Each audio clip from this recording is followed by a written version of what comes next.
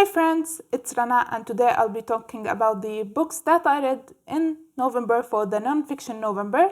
I read 4 out of the 5 books that I mentioned in my TBR video. The book that I didn't read, the 5th one, is In Cold Blood. I wasn't in the mood to read it, so I didn't. But for the books that I did read, the first one is Dead Mountain, The Untold True Story of the Dyatlov Incident by Donnie Eicher, I don't know. In February 1959, 9 experienced hikers went to a hiking trip in the Russian Ural Mountains. These hikers, ultimately only one hiker survived from them because he departed early due to an illness. These hikers were all university students and they were members of the hiking club at their university.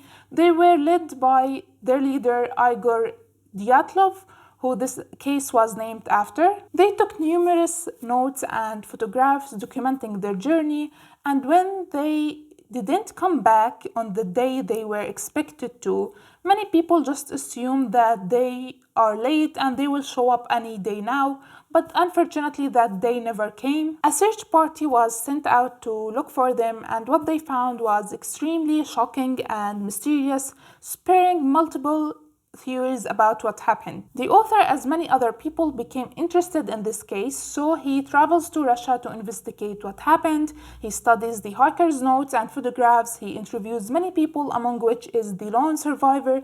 He even hikes the same path that the group took. In the book, we alternate between Eicher's historical retelling of the incident and his personal journey over the course of his investigation. I first heard about the Dyatlov incident on BuzzFeed Unsolved 5 years ago, and I was very intrigued by it and I wanted to know more about it. That's why I added this book to my TBR back then. There are many controversy theories surrounding this case, from government experiments that gone wrong to aliens, but the theory that the author here suggested, it was plausible, and also I didn't understand it 100%. I thought that it was somewhat logical. I give this book 4 out of 5 stars and I would recommend it to anyone who is interested in the Dyatlov incident. The next book that I read is Stiff, The Curious Lives of Human Cadavers by Mary Roche.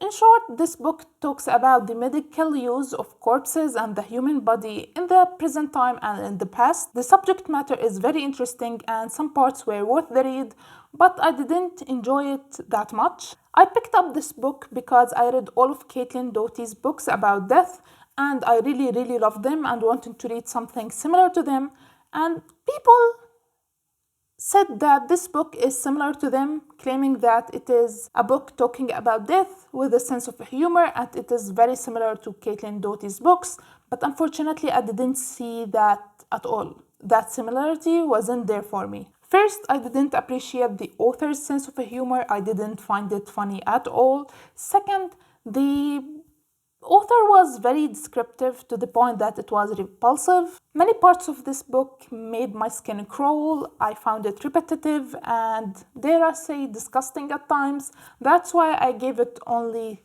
very generous 3 out of 5 stars.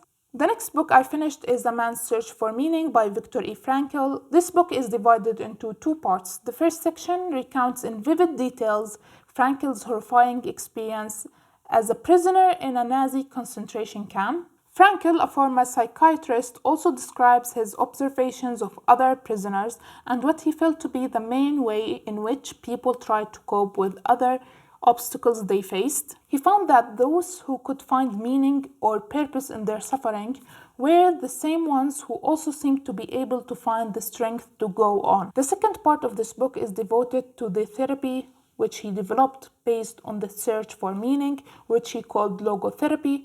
The basic premise is that people who can find meaning in their suffering are way better able to cope with what otherwise would be a struggle too hard to bear. This book is easily one of my favorite books of 2020. I obviously gave it 5 out of 5 stars and would recommend it to anyone and everyone. I think I will return to this book many times in the future seeking help. As you can see, I thought many things in this book because I want to come back and reread them.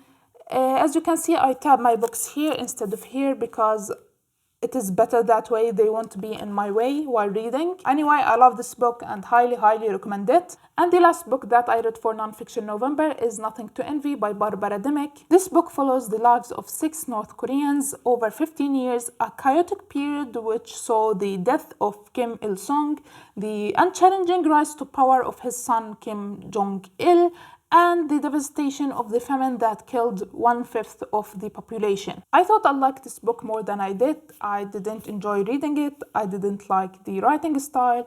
I found it boring and found myself skim reading it more than a few times. I also didn't like how Barbara Dimick jumped from one person's story to another, then jumped back. I felt lost because of the abrupt jumps between stories. I also didn't feel attached to the characters, maybe because their stories weren't written in a literary way, but rather in a report-like style, like they're just a report of events, not in a literary way that makes us feel attached to the people and know about their feelings. I give this book 3 out of 5 stars, and recently I read In Order to Live by Yeonmi Park. I would recommend it over Nothing to Envy if you are interested in the lives of North Koreans. It is a way better read than this one. So that's it for what I read for Nonfiction November. I just want to ask you, if you participated in Nonfiction November, what is your favorite nonfiction book you read in November?